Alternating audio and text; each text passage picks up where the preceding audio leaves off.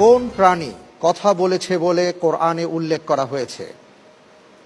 ক পিঁপড়া, খ হাতি, গ মাকড়সা, ঘ মৌমাছি।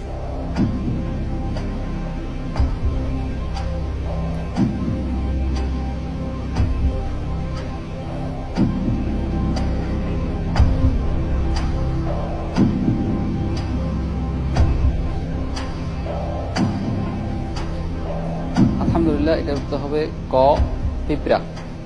লক করে দেব। জি ইনশাআল্লাহ। ফ্রিজ করে দেয়া হোক। ক পিঁপড়া।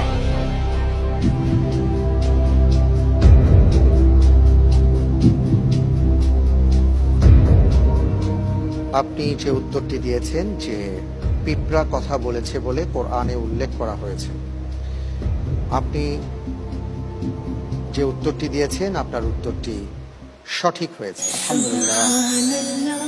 আলহামদুলিল্লাহ। জি, আমরা সূরা নামলে দেখতে পাই যে পিঁপড়া কথা বলেছে এবং সুলাইমান আলাইহিস সালাতু ওয়াস সালাম সেই কথাগুলো শুনতে পেয়েছিলেন। জি।